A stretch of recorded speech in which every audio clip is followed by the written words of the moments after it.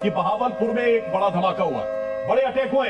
अब बड़ी खबर यह है कि बहावल नगर में भी अटैक हुआ है और वहां पर भी सायरन बज रहे हैं। कंप्लीट वहां पर ब्लैकआउट कर दिया गया है, कोई रोशनी नजर नहीं आ रही है। इन सब के बीच बड़ी खबर यह है कि बहावल नगर में एक जबरदस्त हमला हुआ है, जबरदस्त अटैक हुआ है। यानी कोई भी इलाका पाकिस्तान का ऐसा नहीं है। आप कहां पर फोर्स लगाएंगे, आप कहां पर जोर लगाएंगे, जहां पर आप जोर लगाते हैं दूसरा शहर आपके हाथ से निकल जाता है। क्या कहेंगे सर? मैं ये इसमें कहना चाहता हूँ, ये सारा प्री प्लान्ड अटैक है हमारा। कोई भी हवाबाजी नहीं है इसमें, कोई अंधेरे में कोई गोली नहीं चल रही, कोई धमाका या हमारा टारगेट, सब कुछ नपा तुला है। एक एक चीज हमने पहले से प्लानिंग की है, किसके बाद क्या चीज हमने करना है ये आपको पता होना चाहिए। जब कल पाकिस्तान ने भी समझना चाहिए था। 21 हमने दिखाए थे उनके कैंप्स, उनमें से केवल हमने 9 को ध्वस्त किया था। हमें मालूम था और भी 11 बाकी हैं, 12 बाकी हैं, लेकिन तब भी इससे भी लेसन ले लिया। और भी हमने टारगेट्स, अभी और भी टारगेट्स हमारे पास हैं और इसको जैसे जैसे एस्केलेट होगा आप देखिएगा क्या हश्र होता है। जी, जहां बेवकूफों की बड़ी फौज हो वहां पे कुछ नहीं हो सकता। कल ये बताने की कोशिश कर रहे थे जब ऑपरेशन सिंदूर लॉन्च हुआ कि हमने हिंदुस्तान के 5 तैयारे उड़ा दिए। बिना तैयारी के चींटी नहीं मारी जा सकती। इन सब के बीच बड़ी खबर, इस वक्त एक बहुत बड़ी खबर मिल रही है। समंदर से पाकिस्तान पर एक बड़ा एक्शन लिया गया है।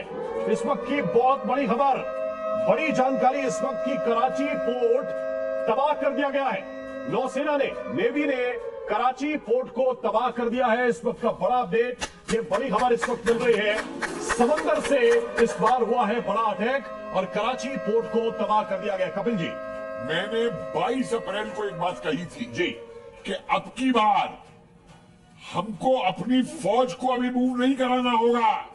हमारी नेवी और एयरफोर्स पहले इनको मिसाइल से ध्वस्त कर देंगी, उसके बाद में हमारी फोर्सेस मूव करके फतेह का झंडा फहराएंगी। वही होगा कश्मीर के आप देखना, और वही सूबे आप देखेंगे बलोच करेंगे, और वही पख्तून करेंगे, और वही सिंध करेंगे। और आप देखिए इन लोगों का, ये हमारा जो लोग कह रहे थे ना अब तक कुछ नहीं हुआ, 56 इंच का सीना कहाँ है, आज 56 इंच नहीं जी, आज 112 इंच का सीना है हर भारतीय का। मैं बताना चाहता हूं। और देर किस बात की थी जी, देर सिर्फ इतनी थी कि इन लोगों ने जो ये आतंकी पैंट्स पे हटा के छुपा दिए थे, हमारी इंटेलिजेंस उनको ढूंढ रही थी, और जैसे ही पता लगा वो कहाँ है और किन कैंप्स के अंदर है, एकदम हुआ स्पॉट। ठीक है। अभी रात के 12:45 हुए हैं सिर्फ।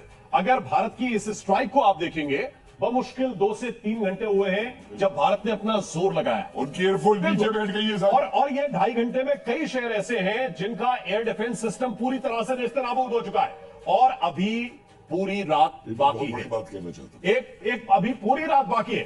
कराची बंदरगाह के उड़ाए जाने के मायने क्या है? पूरी रात बाकी है, पूरी पिक्चर अभी बाकी है, और सुबह की तस्वीर क्या होगी कपिल जी उसको एक्सप्लेन करने की कोशिश कर रहे थे। ये तस्वीर भारतीयों की आंखों के सामने बन जानी चाहिए।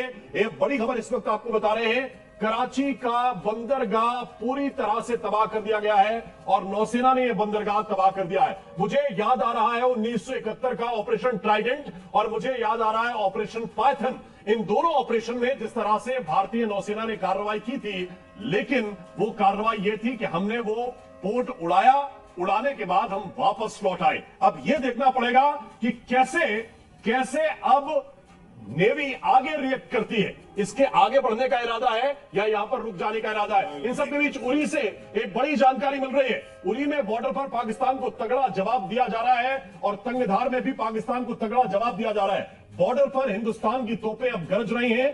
कल पाकिस्तान ने जिस तरह से हमारे मासूम बच्चों के ऊपर हमला किया, जवाब उसका क्या होता है, शेलिंग क्या होती है, कैसे आर्टिलरी काम करती है, आज उसका जवाब सीमा पर दिया जा रहा है। और बॉर्डर पर भारत की तोपें गरज रही हैं और गोले गिर रहे हैं। पाकिस्तान में हाहाकार मचा हुआ है इस वक्त। पाकिस्तान ये जरा देखा